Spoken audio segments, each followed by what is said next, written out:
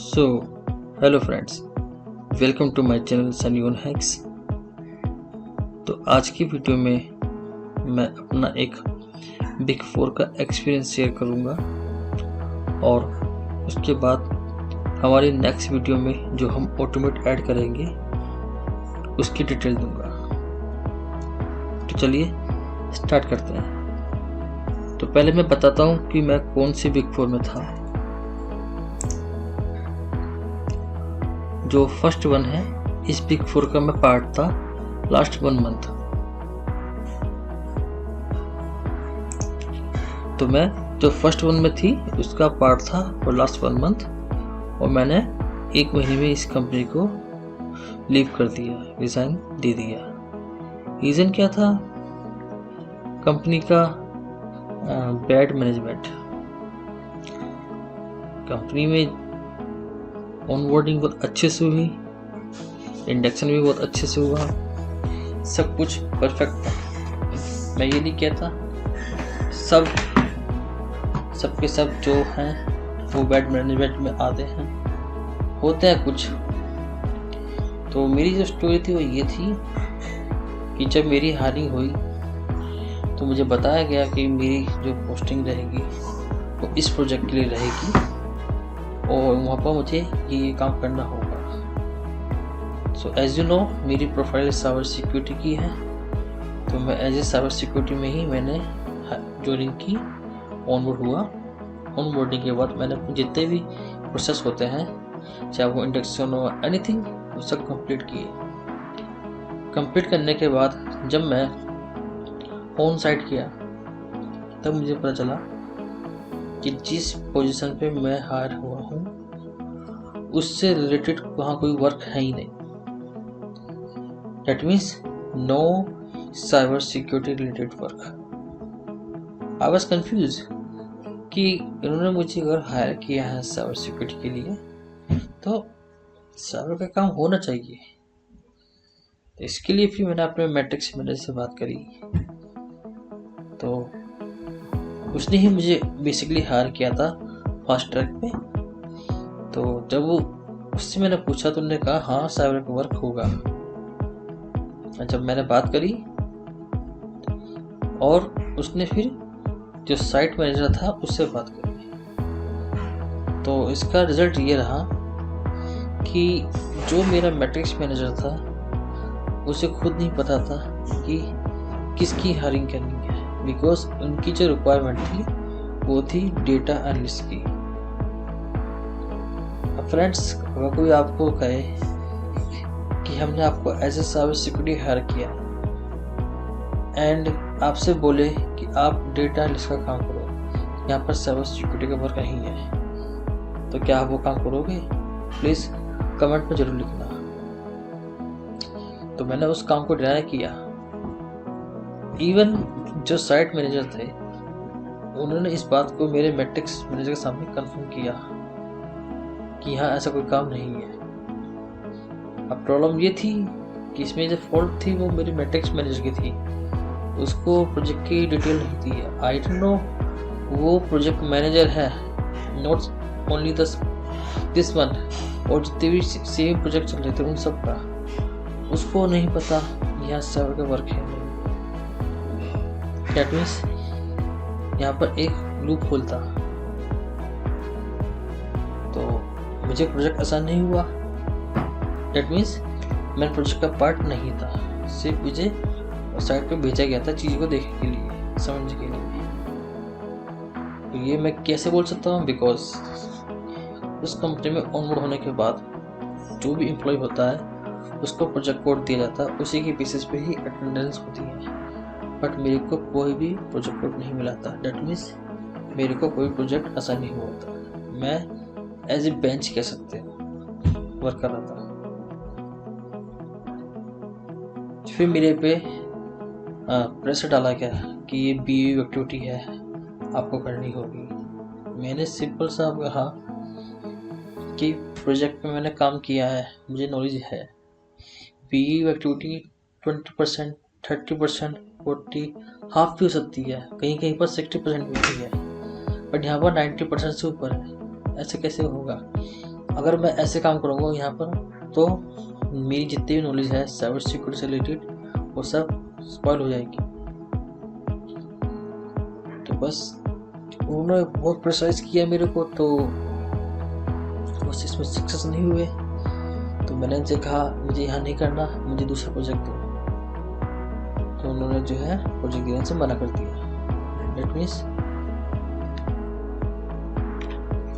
That means वो जो loop hole था वो सामने आ गया था। अगर वो मुझे किसी दूसरे प्रोजेक्ट में डालते तो पूछते, तो इसमें जो है प्रोजेक्ट मैनेजर जो है एक तरह से अंडर आ रहा था। तो इन लोगों ने मेरे ऊपर प्रेशर डाला इसी प्रोजेक्ट को लेने के लिए, इसी ज्वाइन करो, हमारे पास और प्रोजेक्ट नहीं है। मैंने कहा कि मुझे मेरी फील्ड का प्रोजेक्ट दो। तो उन्होंने कहा आपको यही करना पड़ेगा, और कोई प्रोजेक्ट नहीं है। एंड फाइनली इन्होंने मेरी कॉल सेटअप करी एचआर के साथ, और एचआर ने मुझे पेपर सबमिट करने को बोल दिया। And within a week उन्होंने मुझे रिलीज भी कर दिया। वाई? बिकॉज ये जानते थे, दे नो अगर मैं ऊपर बात करूँगा तो इसमें इनका ही आप कह सकते हैं फॉल्ट निकलेगा। आप मैं जानता हूँ कुछ लोग सोच रहे होंगे आपने ऊपर हायर मैनेजमेंट पर बात क्यों नहीं करी। वो इसलिए नहीं हो पाई, मैंने अपने मैट्रिक्स मैनेजर से ऊपर जो मेरा रियल मैनेजर है उनसे भी बात करने की कोशिश करी। पता चला मेरे बारे में ऑलरेडी वहाँ पर बातें बोल दी गई थी। मीन्स मेरे को ही वहाँ पर एज ए वल्नरेबल दिखाया गया कि इसी की फॉल्ट है, यही कर रहा है। तो मैंने डिस्कशन किया अपने फ्रेंड्स के साथ, तो रियलाइज़ हुआ कि अभी ज़रा टाइम नहीं हुआ है, यहाँ से जाना ही ठीक रहेगा। क्योंकि यहाँ पर अगर मैं रहूँगा तो यहाँ पर जो मेरा मैट्रिक्स मैनेजर है वो मुझे परेशान कर सकता है, या फिर अगर मैं बीवी एक्टिविटी एक्सेप्ट कर लेता हूँ और चला जाता हूँ प्रोजेक्ट पे, तो जिस साइट मैनेजर के साथ मेरी बहस हुई थी वो मेरे को कैसे पॉलिटिक्स चलती है बिग फोर में, वहाँ पर वो करते हैं। मेरे लिए बेटर यही था कि चुपचाप से निकल जाना चाहिए। तो मैंने यही ठीक समझा और विद इन अ मंथ मैं वहाँ से रिलीज़ हो गया। रिलीज़ होना पड़ा, और उस टाइम पे मेरे पास कोई ऑफर नहीं था। इसी मंथ की बात है, और अब भी मैं जॉब सर्च कर रहा हूँ, but it's okay.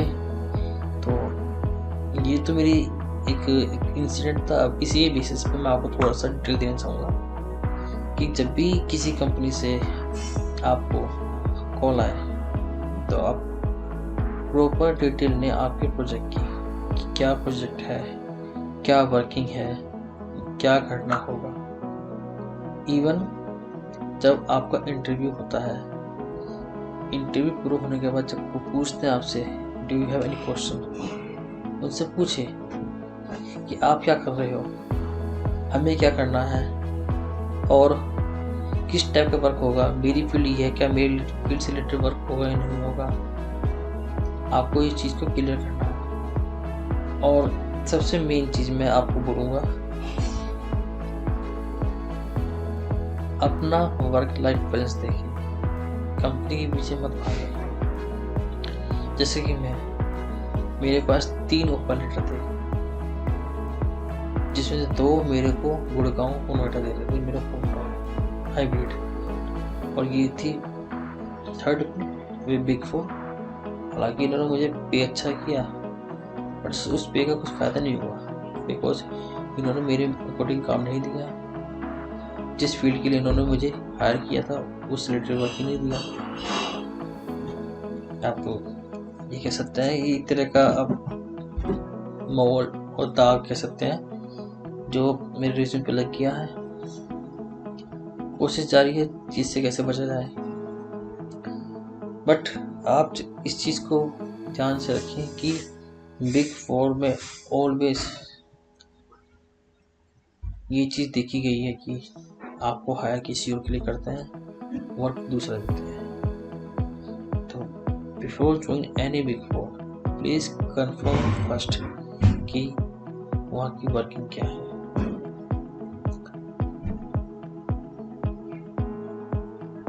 I know आप कह रहे होंगे कि आपने क्यों नहीं किया, बट सेम जैसे कि मैंने कहा, big four is nothing, it's just big four only.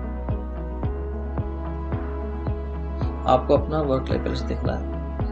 मैंने नाम से लेके और कंपनी को इग्नोर किया, ऐसे छोड़ किया, but it's okay, no worry. तो ये था मेरा छोटा सा इंसिडेंट बिग फोर के साथ। तो चलिए अब आगे बढ़ते हैं। तो मेरी जो पहली वीडियो थी AI automation bug bounty tool पे, उसमें ड्यू टू कॉपीराइट मेरी जितनी वॉइस थी वो कट हो गई, एंड आई थिंक आपको वहाँ पर जो है वॉइस भी नहीं आ रही है, बट नो वरी। जो लास्ट की वीडियो थी हम उसको इग्नोर करते हैं, एंड जो स्क्रिप्ट मैंने रेडी की थी उसका लिंक मैं डिस्क्रिप्शन में दे दूँगा आपको। उस लिंक को यूज़ करके आप अपना GUI ऑटोमेट टूल रेडी कर सकते हैं। तो मेरी जो नेक्स्ट वीडियो आएगी, उस नेक्स्ट वीडियो में अब हम क्या करेंगे, कुछ एक्स्ट्रा ऐड करेंगे। एक्स्ट्रा मीन्स हमने सब डोमेन फाइंड कर लिए। सब डोमेन फाइंड करने के बाद जितने भी लाइव डोमेन है हमने वो फिल्टर कर लिए, एंड लाइव डोमेन फिल्टर करने के बाद हमारे पास एक ऑप्शन आता है, वो है पोर्ट स्कैनिंग, जिसके लिए हम नाबू यूज़ कर रहे हैं। हमने वो भी कर लिया। वो करने के बाद हम जो है अपने टारगेट की फजिंग कर रहे हैं यूजिंग अर्जुन। तो हम इन टूल को यूज़ करके हमने एक टूल बनाया रिकॉन का। तो वो रिकॉन हो चुका है। अब हमारा नेक्स्ट स्टेप क्या रहेगा, रिकॉन के बाद हम ऐड करेंगे कुछ एक्सप्लॉइट। जैसे कि हम बात करें अगर SSRF या फिर क्रॉस साइट स्क्रिप्टिंग, एक काम करते हैं, हम पहले क्रॉस साइट स्क्रिप्टिंग अटैक लेते हैं, क्योंकि इसमें हम डेलफॉक्स या जो भी कुछ टूल है इसका वो यूज़ कर सकते हैं। तो इसे हम क्या करेंगे, हम जो नेक्स्ट वीडियो में हम रेडी करेंगे, उस नेक्स्ट वीडियो में हम इस टूल को ऐड करेंगे, उसे GUI में ऐड करेंगे, और उसमें हम कुछ एक्स्ट्रा ऐड करेंगे। बिकॉज जो स्कैनिंग होती है पोर्ट की एंड मैप की जगह हम नाबू यूज़ कर रहे हैं, वो थोड़ा टाइम लेता है। तो हम इसमें कुछ बटन ऐड करेंगे, लाइक बाईपास पोर्ट स्कैनिंग। तो उसमें हम कुछ चेकलिस्ट ऐड करेंगे कि बाईपास पोर्ट स्कैनिंग, तो उस पर हमें चेक ऐड किया तो स्कैनिंग वो बाईपास कर देगा। इसी टाइप से कुछ और चीज़ें हम ऐड करेंगे, और कुछ इनबिल्ट पेलोड भी हम ऐड करेंगे। तो हमारे नेक्स्ट वीडियो में हम जो है एक recon plus cross site script attacks के रिलेटेड ऑटोमेट टूल रेडी करेंगे।